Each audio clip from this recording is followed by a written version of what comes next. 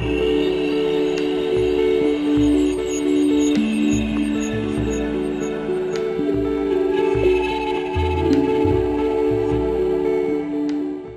going to start by introducing the three authors. Their books are here. This is Yvette, her translation of Alejandra Pizarnik, and then here are the books of Cristina and Velia. So I'm going to start by introducing Velia Vidal, who is here next to me.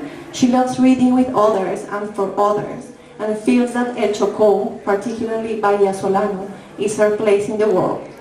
This perhaps explains what has made her the founder and director of the Motete cultural and educational organization, which works to close gaps in El Chocó region through the creation of events at cultural and educational spaces linked to art, reading, and gastronomy. Motete organizes El Chocó Reading and Writing Festival FLECHO, which has thousands of visitors in Quibdó, Vallesolano, and East Mina. She was a fellow of the Pacific Diploma in Creative Writing, run by the Instituto Caro y Cuervo and the Fondo Acción, for which she wrote the children's story, Bajo yarumo, which was published in the book Maletín de Relatos Pacíficos. In 2019, she took part in the artistic project Al Otro Lado del Istmo, run by Magdalena Walport and Elkin Calderón, as part of which she wrote a text that was published in the book Oír Somos Río. Her most recent book is Aguas, estuario, which is going to be translated by Charco Press, and it's available today in Spanish. Cristina Bendek is a Caribbean author. She was born in the island of San Andrés, Colombia in October 1987. In 2018, her first novel, Salt Crystals, won the Elisa Mújica National Novel Prize. The novel has been translated into Portuguese and Danish, Dutch, and now appears in English translation for the first time with Charco Press, which will also launch the novel in Spanish for the North American readership. Some of her work has also been translated into German. Cristina is also a journalist, but spends her time researching Caribbean literature and writing fiction. She lives in Berlin.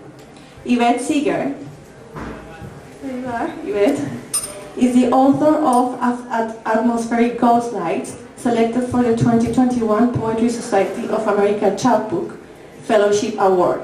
Her debut collection, a winner of the James Berry Poetry Prize, explores the civil war in El Salvador and is forthcoming from Blood X Books. Recent translations include Chantal Maillard's Killing Plateau, shortlisted for the PEN Award for Poetry in Translation, and Alejandra Pizarnik's Extracting the Stones of Madness, poems from 1962 to 1972. So please give a warm welcome to all the authors.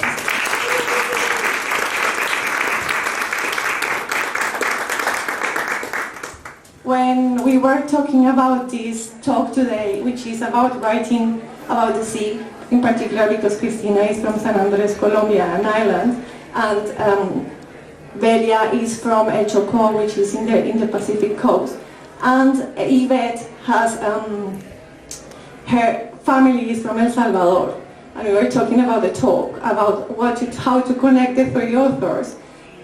The thing that came was like complicated geographies, because the three places have complicated past, which the three of them are explored in the two novels and in Yvette's poetry book.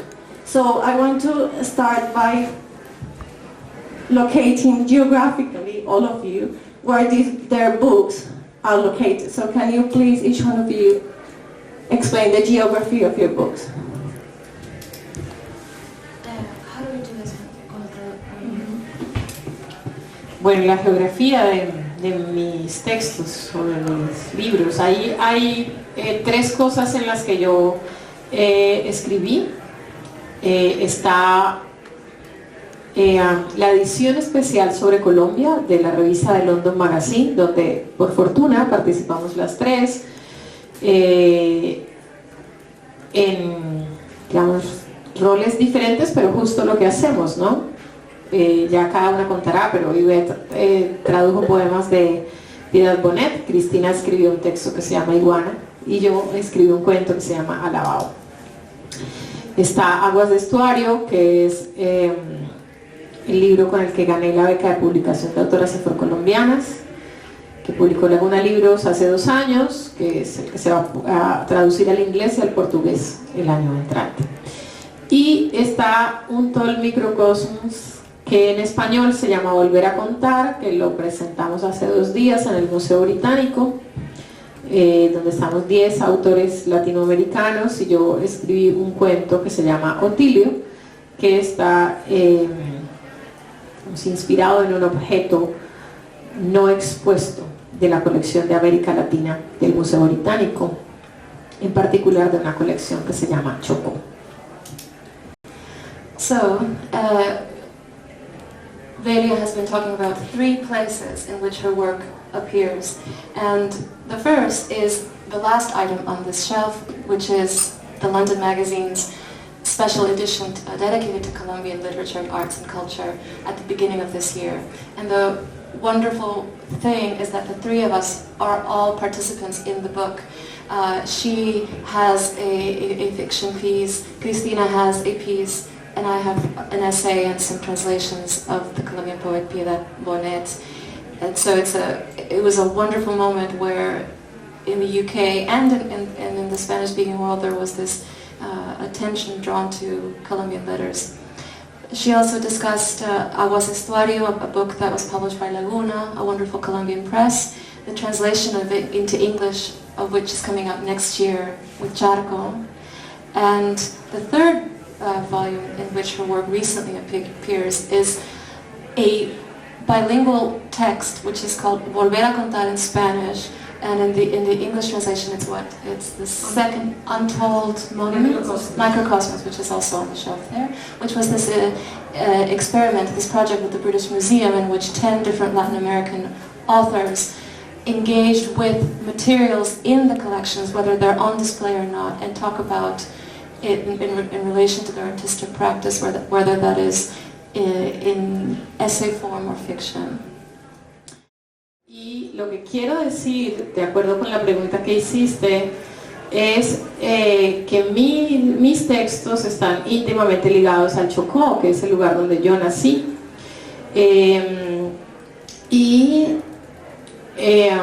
Este es un lugar donde la mayoría de las personas somos racializadas, afros e indígenas.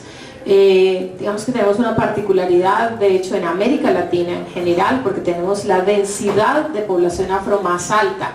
Por supuesto, numéricamente hay más personas afro en Brasil, en Río de Janeiro, en Cali, en Cartagena, sí, en muchos lugares, pero porcentualmente es el lugar de América Latina donde somos mayoría, una gran mayoría, sí, más del 85%, y en algunos lugares como Quibdó el 95%.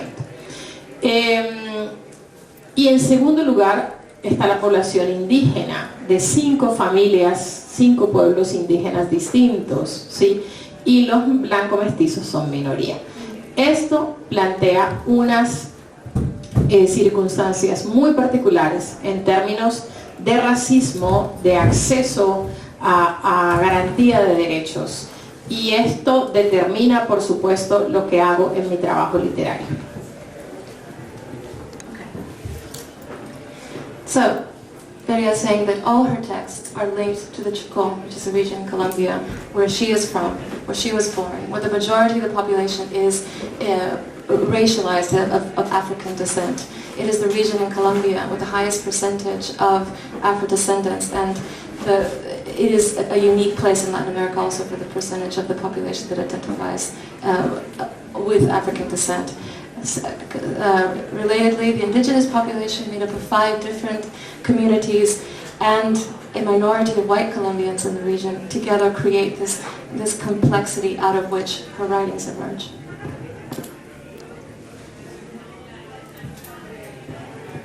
Thank you. Islands. That's the geography that my work locates, where my work is located. And well, just as the way that I've very small islands, I should say, because I say islands and I'm in England right now. And there are very large islands in your imaginaries of islands, and I come from an island that's 27 square kilometers. This is the area of this place of San Andrés. It's an archipelago of 350,000 square kilometers. It's the largest department in Colombia.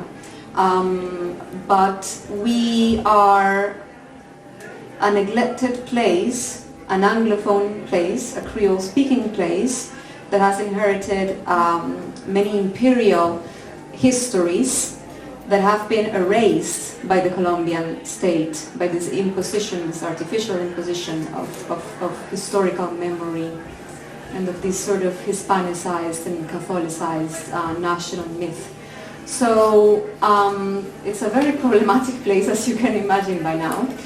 It's very far from the continental coastline, so if we're talking about geography, it's over 70, okay, this is the UK, so it's like 500 miles from the nearest continental place which is Cartagena in Colombia. And in contrast, we are only 50 miles from the Nicaraguan coast.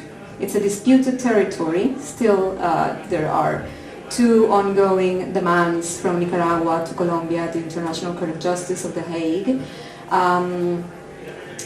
The last territorial rule, the court decided in 2012 that it would acknowledge sovereignty of 75,000 square kilometers of sea territory that traditionally have belonged to Colombia, and where the indigenous Raizal population has exercised a traditional form of sovereignty through traditional and artisanal fisheries to Nicaragua. Right, so from one day to the next, and if we're talking about imperialisms, of course, and in geographies, and who decides what geographies belong to which state, and so on and so forth, we lost this sort of notion we were, it's just, okay, my blood starts boiling, but it's still ongoing, this case is still ongoing at The Hague, and I guess we could, what we tried to do and what I tried to do in Salt Crystals was to precisely vindicate our right and our duty to imagine and to reproduce and keep on, just to stick to our own notions of what our geographies are, and not to fall into these sort of artificial impositions, which, because the Raizal people will still continue to fish in these places, no matter how problematic it is. And this is one of the preoccupations of the novel, but also if we talk about geographies, and this is a very different subject, and I will leave it there to hand it over to Yvette, the body is also a geography. And this novel, what I tried to do was to establish a correspondence between the individual body, the personal body, and the islands as bodies, as deceased bodies. In this novel in particular, through the device of diabetes, which is a very, it's the epidemic in the Caribbean. Also a sort of silent inheritance from the plantation society, which relations of power, relations, are still reproducing today. Thank you. No, in terms of the geographies and the sea in my life, I feel that I don't make sense. In the sense that I feel that there is a constant wrestling with split identities in my life. That my first book, coming out next year, specifically focuses on a history, a family history that comes from my mother's side of the family. This marks the 40th anniversary of the massacre in Motete in El Salvador, where my family is from. And so the book looks at the afterlives of that conflict, the unspoken violences and traumas of that loss, but also the displacements towards Los Angeles, where I was born, towards different migratory patterns. And so what I think I look at a lot in my work as a poet, as a translator, as a scholar, is this question of the complexity of a geographical identity, because I feel constantly split. I have the Salvadoran side, which is fully mine, and I have a Colombian side on from my father, an identity that is in itself complex because of his own migratory experiences and the regions of Colombia being in themselves complicated. So I try to question what these shifting geographies are. That writing about a place for me is always about writing about several places in constant tension. And I think about that a lot in the practice of translation that I have developed in terms of looking at... I translated this book by Alejandra Pizarnik, which was a work that spoke to the complexities of historical family lives. But I also make an effort to translate, for instance, Spanish writers and also Colombian writers. So that's that. Thank you, the three of you, for your answers. So my next question, now that you know where about the place where we're talking about, the places that they write about, these places, and both of you expose these in your books in different ways, are places where you're expected to live if you want to have a future. For example, in Salt Crystals, the protagonist is there, and then suddenly a neighbor tells her, what are you doing here? Leave. If you stay here, you won't have a future. But their books are about returning, about the act of returning to the place where everyone expects you to live if you want to have a future. So I want to ask about the act of returning to the places where you were born and writing about it in your novels and in your poetry, even in your case. Thank you so much to write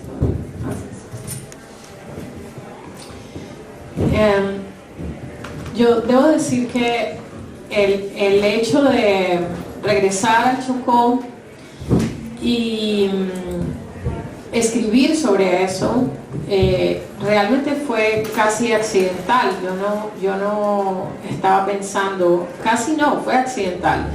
Yo no pensaba dedicarme a la escritura, ni siquiera pensaba regresar al Chocó. Simplemente un día me cansé de la vida que tenía en Medellín y dije, esto no es más lo que quiero. Y a mi esposo se le ocurrió que nos fuéramos para el Chocó en vez de irnos a otro lado. Pero bien, se nos habría podido ocurrir que fuera a otro lado.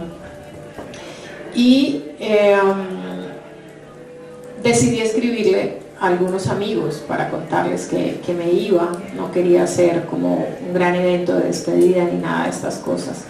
Y en esa carta, a un amigo en particular, nació esta correspondencia. La verdad es que para mí ha sido una gran sorpresa que esto de volver sea todo un tema, ¿sí? Para mí todo un tema en la literatura. Para mí ha sido un asunto como muy natural, vital, y alguna vez me decía Tomás González que lo que él sentía que estaba bien en mi libro es que es transparente, es honesto, y creo que no tiene otra forma de ser porque es tal como ha ocurrido la vida, nada más. In the translation of Velia's words, I heard, I should say that the act of returning to Chocó and to write about it was accidental. I wasn't planning to dedicate myself to writing, but I left Medellin and my husband got the idea to move to Chocó. I decided to write to a few friends that I was leaving without making a big deal about it. From this letter, there emerged a whole conversation, a whole subject in my writing. For me, it's a natural and vital subject, this question of return. Tomás González, a friend of mine, said that the book is transparent, honest, telling life how it is. Por supuesto, ahora, claro, reflexiono sobre eso, sí. Pero curiosamente, no lo considero como un tema en mi trabajo de escritura. ¿Sí? En este momento claramente me asumo como escritora. Eso ocurrió además en un momento puntual y creo que es necesario en la vida de cualquier escritor. Pero uno de mis temas no es volver, ¿sí? Mis temas, porque eso me es natural. Yo vivo en el Chocó y todo el tiempo estoy volviendo a mi casa. Mis temas están alrededor de lo que pasa ahí en mi vida cotidiana, en el racismo, en la relación con el agua, en la relación con el territorio, en la relación con los otros, en cómo nos narran los otros. También en el cuerpo como territorio y la relación del cuerpo y el texto, que el texto es a su vez un territorio, ¿sí? Pues todo el tiempo estoy explorando esto. Pero el volver como tal fue más un suceso. Y siento que mi primer retorno, o mi principal retorno, en realidad fue hacia el propósito. Lo que yo estaba buscando era el propósito de mi vida. Y bueno, creo que lo encontré, por fortuna. Okay, so the three authors have, Yvette has her translation of Alejandra Pizarnik, Velia brought her book in Spanish, if anyone wants to buy it, and I think yours is available in English and in Spanish, South Crystals, and I truly recommend all of them, or to talk to them, to get to know them, because they're going to be here a little bit longer. So thank you for joining us, and thank you for your amazing answers.